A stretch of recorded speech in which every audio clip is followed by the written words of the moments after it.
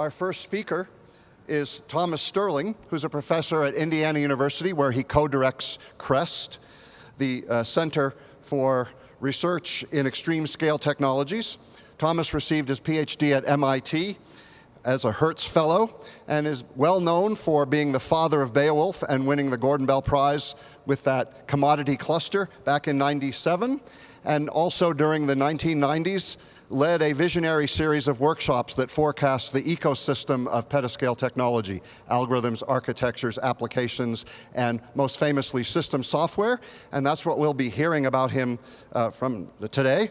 It's hard to imagine a better speaker to address the critical question of dynamic runtime systems for exascale software. Thomas.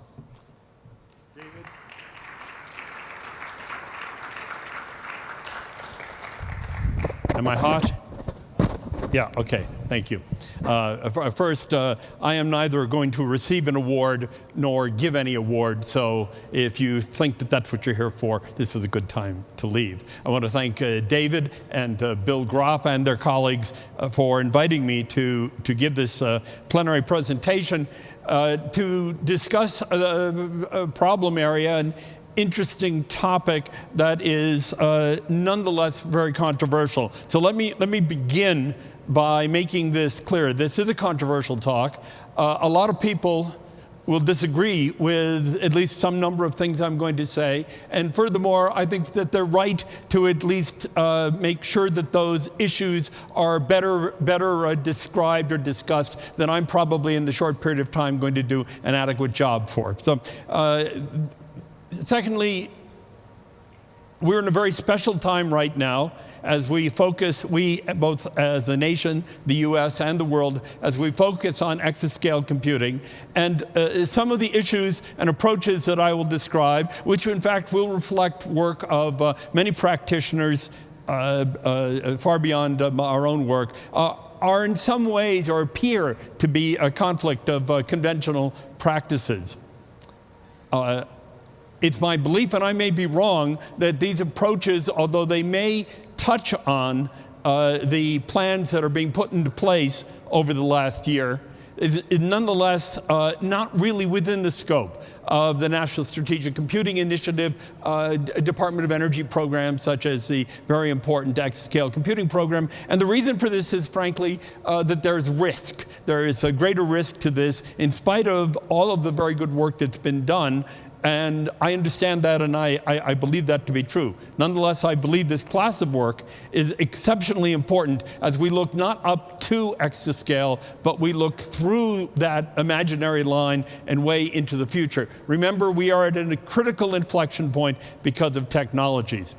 Another aspect of this is that the use of more dynamical and adaptive techniques actually have implications for future computer architectures. And that's not usually the way we approach things. We think, okay, what are the architectures going to be? And then what is the software that we put on that and the programming models in order to support our domains of computational science on those architectures? And here we argue for a closed loop, for a more co-design strategy, but with co-design meaning a slightly different thing. Okay, getting down and dirty, there are turf wars, and there are competition, and there are egos. Of course, none of mine. I'm above all of that. And let me reiterate that what I'm going to say is controversial and it's risky. There are perceptions that this work doesn't apply to legacy codes. I will disagree with that, though it does require some amount of effort in order to eliminate that problem. It's perceived that that there are demands of architecture in support of that. And this is complicated, and I'll come to that. And frankly, some people just don't like change, or they perceive as arrogant individuals who are trying to change the world, they would argue, simply for the sake of doing so. When I was younger, and I have a lot of room to have been a lot younger, I might in fact have been one of those people, so maybe that's true. And finally, I will touch on the issue of strong scaling as one of the properties of some applications that truly have to be addressed, and to some, that strong scaling is an anathema. So we, like many other approaches, are currently being driven by the technology demands. Anybody in this room could put together a litany of these. Let me just quickly read them off. First, perhaps foremost, is the increased sophistication of the computational science problems that we are, in fact, undertaking. It's actually very exciting. The machines are big enough so that we can really build programs or collections of programs working together that are as complicated, as multifaceted as the actual physical science problems we're facing at the same time. This faces all of us independent of the approach. The scale and complexity of our evolving and emerging HPC system structures, even as we plan for exascale today, we are still considering at least what might be defined as two different families of architectures. And I'm pleased that we are having the opportunity, we're accepting the burden of supporting at least two somewhat different structures, as opposed to simply ad hoc and arbitrarily a priori just picking one. The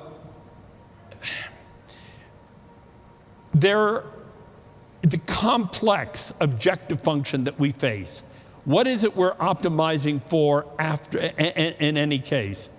You'll hear words of energy and performance. Performance is a very, very safe word because it can mean many different things. But in fact, that is a complication. I yet don't understand what exascale is. I don't know what success will entail quantitatively. There are problems that we face today with the collision of different parallel programming interfaces. There is not just a multiplicity of approaches, favored approaches of the mainstream, and yet additional models that are currently being used, sometimes effectively, sometimes purely in an experimental mode. But we have this diversity of models and the diversity of architecture forms that I already mentioned, architecture scales, and architecture generations. Now, somehow I missed this one as being important. It was Robert Clay a couple of years ago who came at me and started talking to me about AMT, asynchronous multitasking. And it's not that I'm uncomfortable with the idea, I just didn't think it needed to be articulated. I was wrong. Asynchrony is an inherent and intrinsic property of ever-expanding machines and complex programs that is determining and defining the space in which the vast array of problems that we're going to run, that they're going to have to experience, and that our systems, hardware and software, are going to have to be able to adjust to. And these are changing. These are becoming more significant due to the scales of system, due to the increase in the latencies and the variation in the structures of communication, because of the ever-deepening memory hierarchy and the different relationships due to naming and due to issues of locality, scaling, affinity, and so forth. These asynchronies also are contributed to by an increasing uncertainty, especially in the class of work that I'm discussing here, an increasing uncertainty in the orderliness of different actions or action sets or tasks that are going to be performed. Even the rate at which instructions are issued will vary because we now control the clock rate, we now control the voltage. This can be a good thing, but it also assumes that we can't even depend, in terms of performance prediction, exactly what the time of solution of even the most simple tasks are going to be. And we also finally are talking about, or moving towards, experimentally, the issue of more lightweight tasks, or the common term is threads. We have our own term, which just makes it more complicated. But these variations in the size of the tasks and the threads and their smallest granularity means that there's another level of abstraction of the amount of work prepared to be done, and this is non-determinate. So all of these things add to the issue of asynchrony.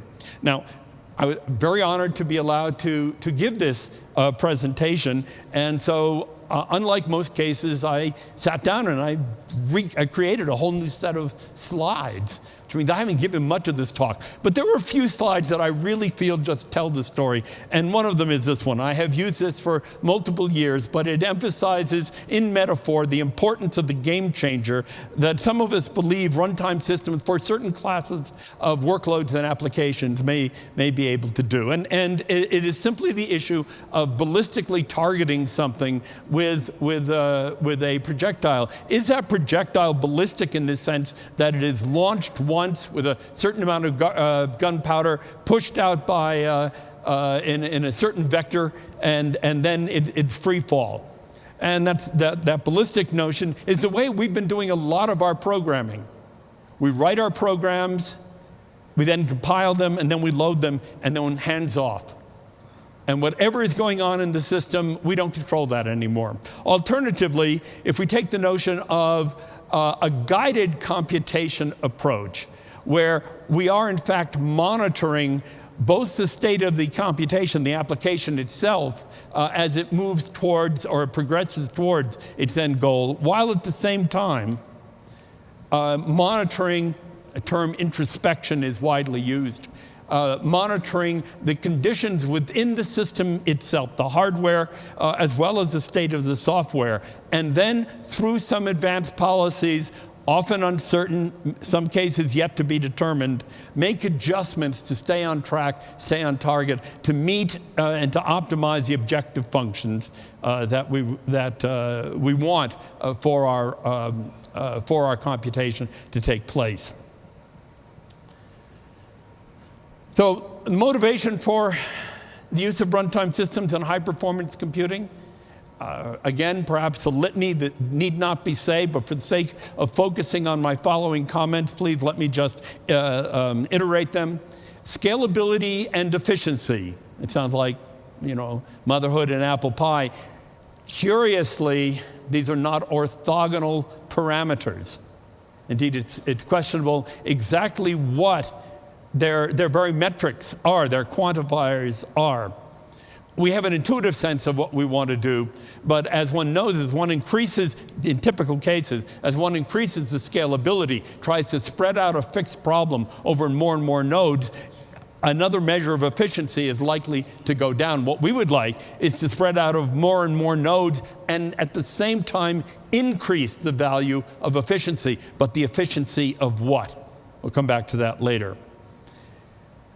Another motivation for runtime systems is actually to help in the definition and the design of future architectures. So architectures are another factor. For some of us, not all of us, we recognize the possibility, here's one of those very contentious statements, I should warn you, that in fact, cliche alert, a paradigm shift is upon us. And I know there are any number of you who said, yeah, I've been hearing that every 10 years, another paradigm shift. Well, the problem is you're too young. You have to have been listening to it for 50 years, and then they actually did occur, right? So yes, I have assumed that we would have seen a dramatic conceptual change earlier than we currently are using. I am surprised by that. But nonetheless, understanding the value and execution model that emphasizes key parameters and allows us to address challenges in the area of things like efficiency and scalability, but others such as programming models and the discussion of asynchrony. It's really a cross-cutting paradigm that one has to consider at some point. We're sort of in limbo right now. It's not like we're doing what we did 25 years ago. There's very clever, very skilled advances being made on earlier typical communicating sequential processes and being combined with things like shared memory, multi-threading. But though that incrementalism itself may not be falling back and asking the fundamental questions, what is it we really need to be doing? So the goals of runtime systems, and I'm going to make sure I read these off because I worked hard on this slide, maybe not pretty, but it says what needs to be said. It greatly enhanced the value of HPC systems now and in the future, at a time when the technologies that had empowered such growth are dwindling to the point of stagnation. So we need to accelerate when, in fact, our supportive factors are pushing us ever slower. We need to make computing more efficient and dramatically increase scalability. Dramatically, it's a word overused, of course, but multiple orders of magnitude, like 4. That's not an inappropriate number. If we're looking at the trans exaflops performance regime from where we are today, it's about 4 orders of magnitude. I once got in trouble. You should never talk in front of an open mic. We learned that over the last few months. And you should never say never. And I did both once, and I said, we will never get to zetaflops. So the bad news there is people could ask me all sorts of questions, but they keep saying, do you still think we'll never get to zetaflops? I'm not going to give you an answer.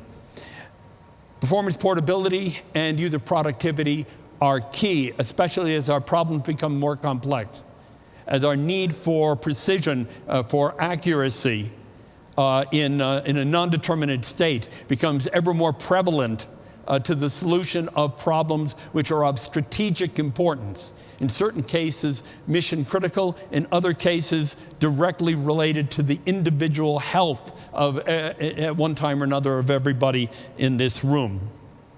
And my favorite issue is a goal of runtime system is allow us to push further some of the notions about architecture that we don't do. So why did people, and it's been going on for a long period of time, why are people involved themselves in runtime systems, especially when methods such as, OpenMP on bounded scalable shared memory machines, or MPI since the early 90s, have proven so effective for so much of the work that we have to do.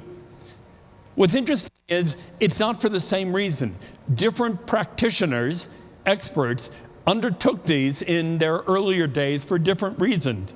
And I apologize if representatives of those individuals here would actually disagree. Now, this is my best take, and mea culpa, what's the phrase? My bad?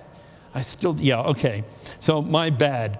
I wanted to find a case where there was somebody with a picture with somebody with an application and somebody who had computer technology to do that. So I randomly searched, and the guy with the application, he used to build atom bombs. That's Oppenheimer on our right, and John von Neumann.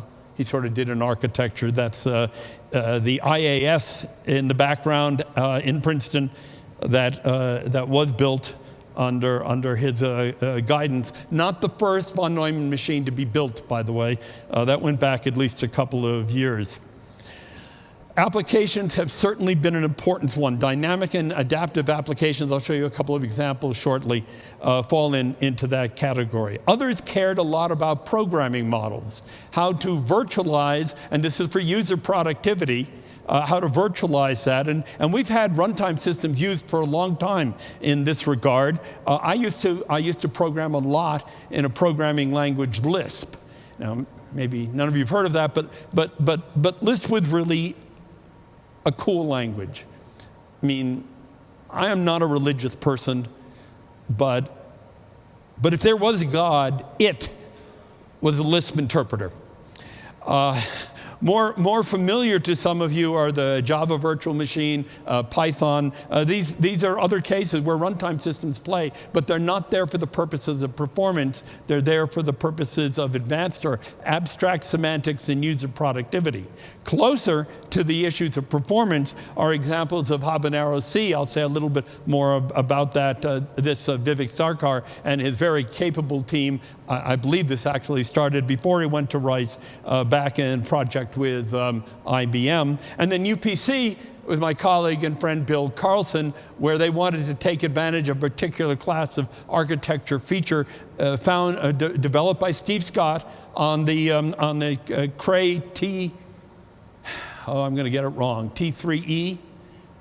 E, okay, right, E as in E registers. Others, at the time I first became aware of it, the work at Sandia National Laboratories in Albuquerque, developing a dynamic scheduling effort, their program called Q-Threads, and then more largely to support multi-threading, more parallelism, the Legion work out of Stanford, and even in OpenMP. You find a small amount of runtime support for distributing work across a number of cores, albeit in a limited SMP space. Others, Steve Poole and others have worked on one of the many variations of just supporting a global namespace or global address space across a distributed memory, but scalable space. And then the work that I've been involved in and for a number of years was I used a runtime system to study execution models and architecture, and that with a very different reason. Now, curiously, from all of those different directions, all those different motivations, projects starting at very different times, sponsored by, funded by different agencies, curiously, there is a remarkable consistency of overlap. By no means pure. It is not one-on-one. There are many distinctions and differences, and yet there's a hierarchy of similarities. This is a woefully inadequate list of runtime systems that I'm familiar with. I intentionally, out of laziness, included only those for which I'm familiar within the United States, meaning no disrespect to my colleagues in Japan and in Europe and elsewhere for also very good work that's been going on in some cases for more than a decade. In case I forget to say this before, in my own work, the runtime system is called HPX. I don't even know what it stands for, but there are two completely different software stacks that have been developed, one at Louisiana State University with an emphasis on C++, and the other at Indiana University, my current institution, where we are most interested in studying the low-level details. I'll show you some results shortly. All right, so I understand we all had a tough week last week. I wanted to show the kind of computation that you really don't want, but is typical of many, but by no means all, of the problem we're doing. So this is the classic code, Gadget. Some of you may very well have worked with it. It's an n-body code, also uses also supports smooth particle hydrodynamics. It's done in MPI, and it uses a BSP approach.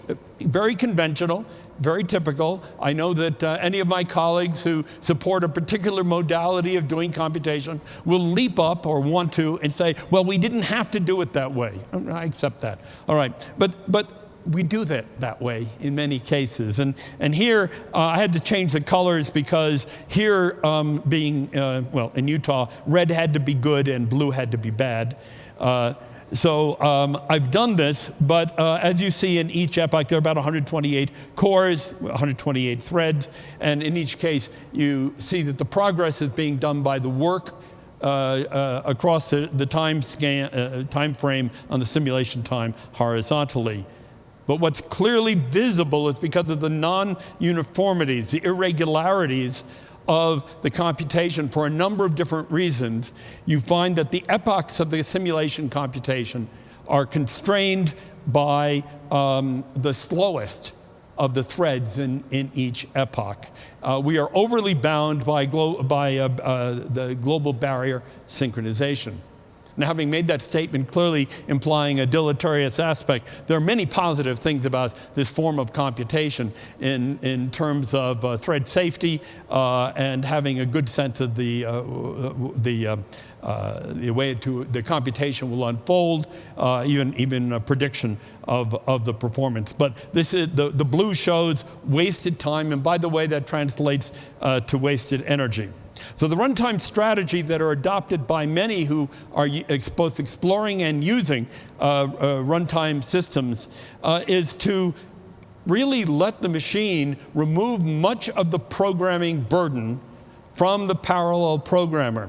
And some of that, of course, has to do with the actual core algorithms for the numerics. And the runtime system doesn't help here. Where the runtime system does help is to eliminate those aspects of the programming responsibility ordinarily assumed by the programmer in determining both spatial and temporal, the scheduling and the allocation of the resources. And if we eliminate that from the programmer, we make both the programmer more productive. At the same time, we also provide performance portability. This is a assumed or at least wished for property, not a guaranteed one. Performance portability across different system types or forms, across different system scales, and across different generations of systems. And this, I think, is recognized by everyone as particularly important, although it's not clear to a lot, and maybe, I mean, it is controversial that the runtime system approach is the right way to do this. Now, one of the key notions that show up throughout this is the use of over-decomposition. Over-decomposition is not limited, of course, to runtime systems, although ordinarily when you find that you are trying to produce a lot more parallelism that then can be managed to make best use of system resources, there's some amount of resource utilization control, whether it's in a runtime system or perhaps built on top of the operating system to do that. Many, not all, have employed a long understood concept of message-driven computation. This is largely to mitigate latency effects. And this goes back to the 1970s, and someone would immediately tell me, no, I don't have enough of my few gray hairs left to remember that it actually goes further back. But the data flow models, for example, or the actor models in the late 1970s and into the 80s work on, I just remember Bill Dowley's J machine fondly, where he had message-driven computation built into the hardware. And of course, the Berkeley work, Dave Culler and others, on active messages, which continues to this day, and many others I should be giving credit to. And then finally is this open question, and it is truly open. To what degree do we anticipate having a global address space, a global namespace, and how do we expect to manage that? PGAS is certainly among those who do it one of the most popular methods, the partition global address space. We have similar such methods, again, in the relatively focused UPC language and SHMEM. We have a slightly different model that we use. We call it AGAS in the HPX work, but they borrow from each other in trying to reestablish a global workspace instead of having to have the user build the effect into the code. Now, here I stole this diagram from one of our friends at Office of Science, Department of Energy, and this went through an uncounted number of iterations, but it shows us where this topic, the runtime system, fits within a broader system stack hierarchy, including hardware at the bottom, and at the top, not just any single application problem, but the collection of those and the methodologies for doing collaborative workflow control, which is becoming of increased importance, and in particular is the focus of much of the work in Department of Energy currently. And the operating system is in this diagram below the runtime system. One of the chief arguments that will arise, especially after a few drinks, is, well, isn't the runtime system just an operating system? Or isn't an operating system just a runtime system? Or shouldn't we be just doing this with virtual machines anyway and not build time-oriented runtime systems? The point is debatable. I have a simple answer. the operating system, whatever that means, is in fact responsible for the machine hardware. If I were to pick an objective function for the operating system, it would be the maximum throughput of the total user workload incident or impeded upon that.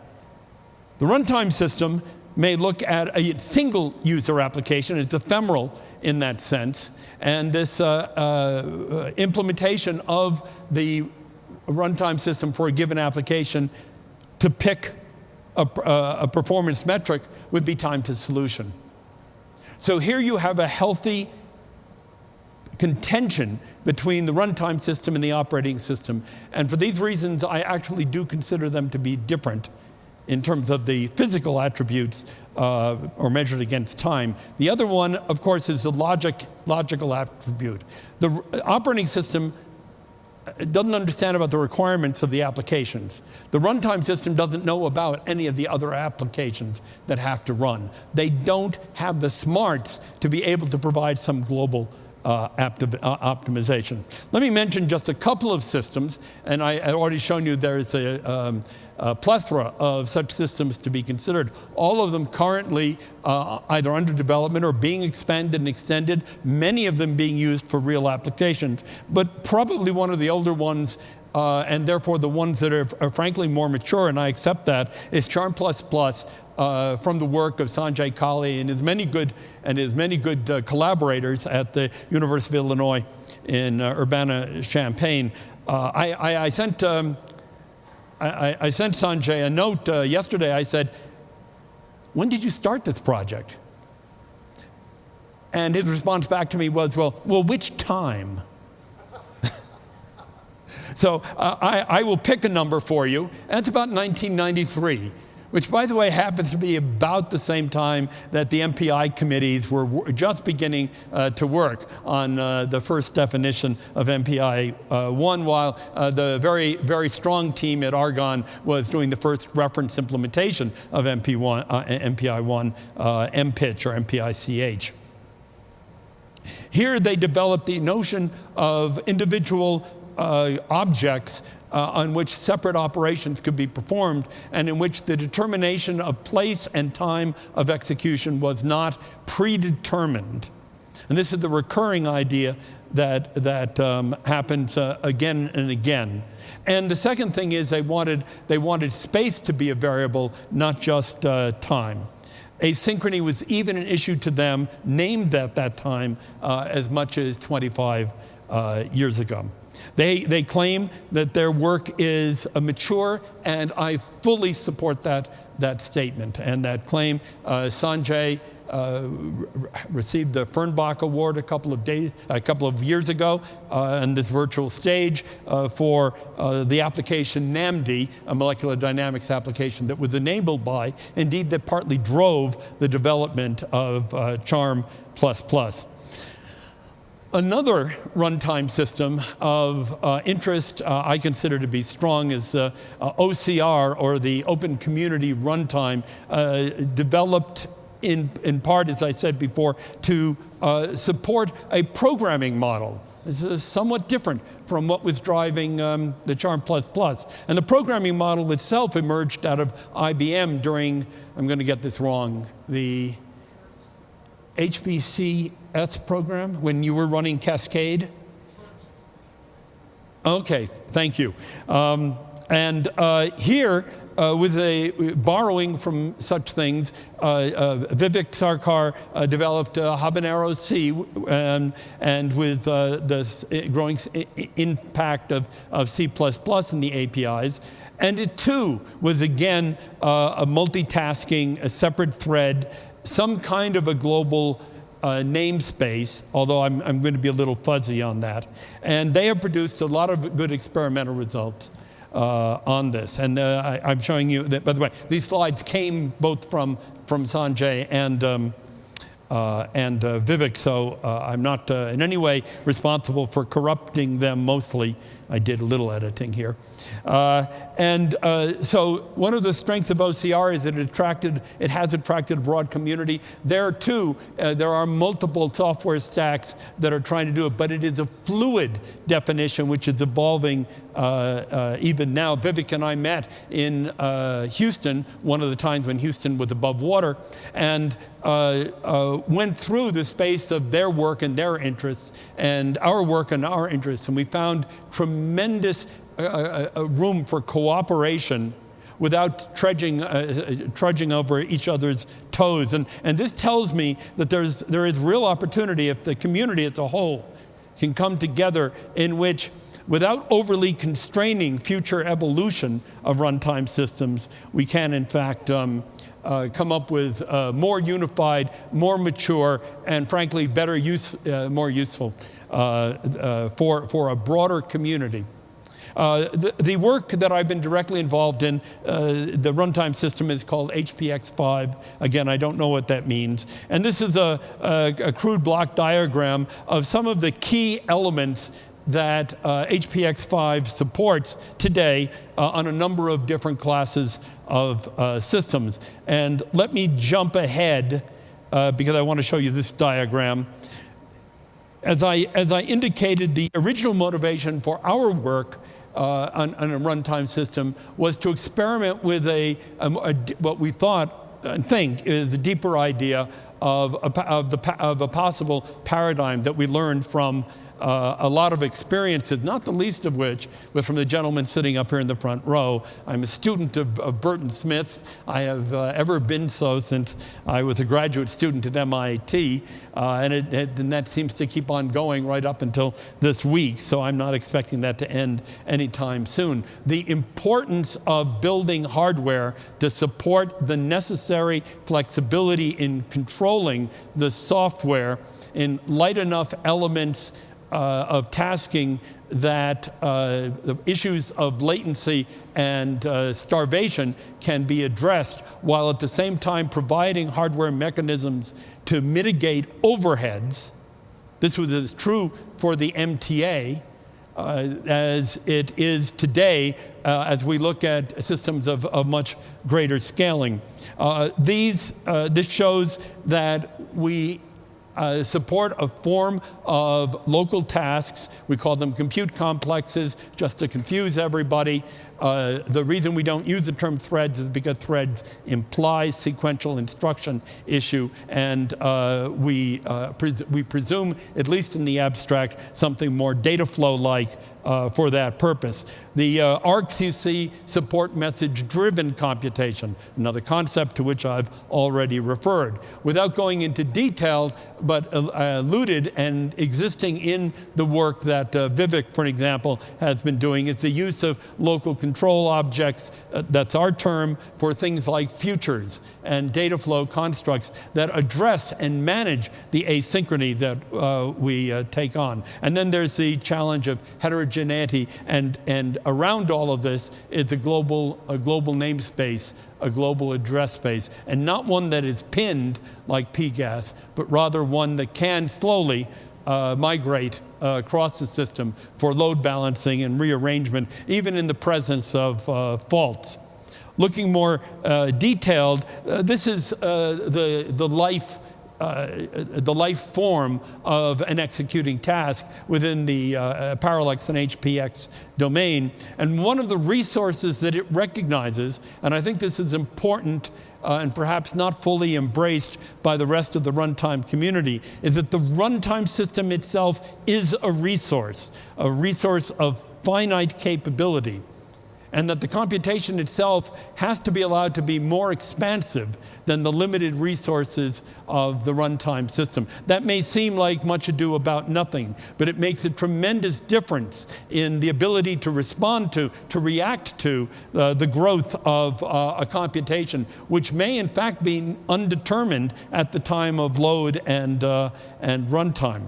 Here's a very simple example: sparse matrix vector multiply pulled out of HPCG that we ran with the issue of over decomposition on a particular system where we could, in fact, do this under MPI as well. So you have 2 cases with MPI, and you have 2 cases with HPX, one with and one without over decomposition. And this just shows that there is room, that there is overhead for improved performance, improved use of resources when you allow the system and give the system enough parallelism that it can manage to mitigate starvation.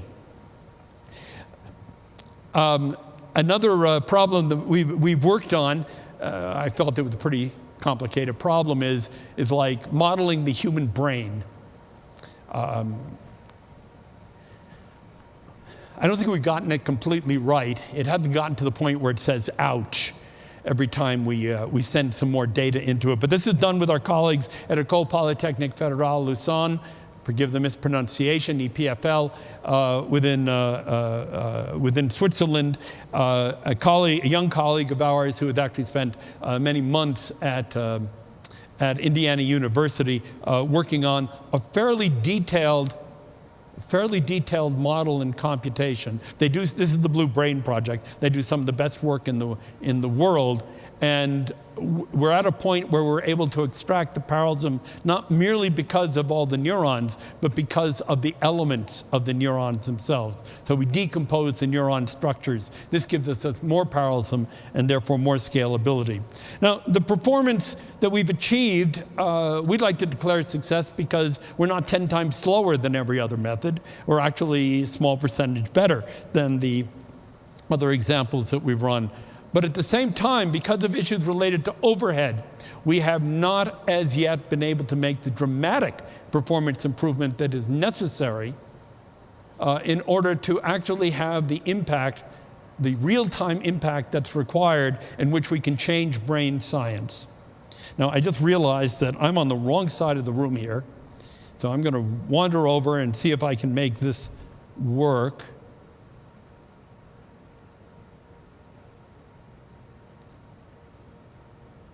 Well, look at that, it works. Okay, so this is a type 1 supernova. I'm sure it doesn't worry you very often.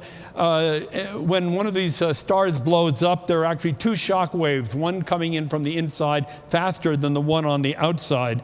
The circular form that you see is a complete emergent property of the computation. And this is one of those cases where we have many degrees of granularity that the runtime system automatically adopts to, and it's that thin layer of turbulence, light blue that you see. That's the that's the really sweet spot in this computation. I have one other. This is using Kelvin-Helmholtz instability. I was supposed to say closer to Earth, and you were all supposed to think that was clever, but I forgot.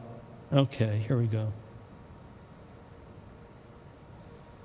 Again, this one is being done with adaptive mesh refinement, again using HPC, and it's those little squirrely things that you see in the middle that are extracted from the simulation and are made very efficient by this computation. It's this class of problems that becomes very important, it's very valuable for the use of some runtime systems.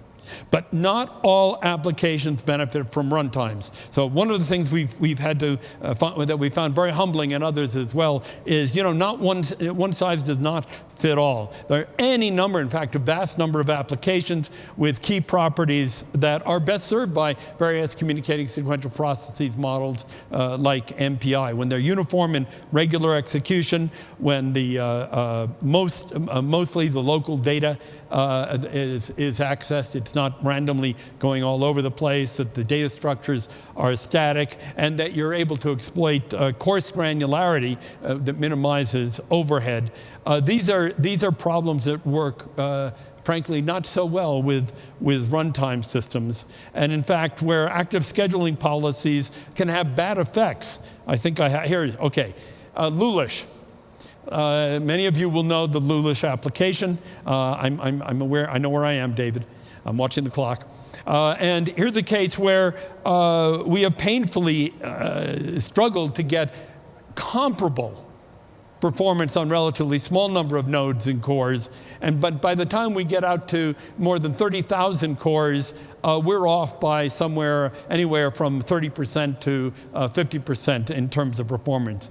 There are problems that just don't need what we're doing. And there are any number of factors that contribute to this. The added overhead, the fundamental paradox of a runtime system. I want to reduce the time it takes to execute a workload, so I add more work, right? That's the fundamental paradox and a real problem with runtime systems. We've studied in detail the overheads, and one of the things that surprised, if not shocked us, was that the costs were not singular costs, but in fact could vary dramatically by a factor of 2 or more. These are cases of thread creation, context switching, and the third one here that I've lost track of. But in every case, we find there's a wide distribution of these. So I close with pointing out that we have recognized a number of opportunities in computer architecture that could improve, in some cases, significantly by reducing the latencies, by dramatically reducing the overheads. You can read the list, by allowing for adaptive scheduling and routing to avoid contention, and for discovery of parallelism. All of these things are feasible and understood in the architecture. In a project supported some years ago by DARPA, we did work through the problem space of what those might be. And today, we, as many others, are now benefiting from the available technology in field programmable gate arrays that have gotten to such a level that they can now and are becoming critical parts of real machines, and to a significant extent are allowing us to design and implement, deploy, and through technology transfer, deliver accelerators for runtime systems.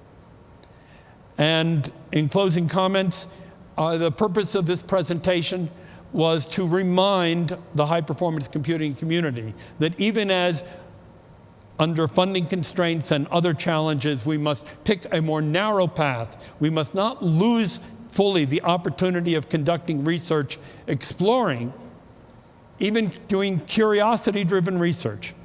We must continue to explore furthermore, in a modest degree, opportunities that may allow us to do computation, not just at an exascale, a mere order of magnitude from now, but close to zetascale, 1,000 to 10,000 times where we are. Thank you all very much.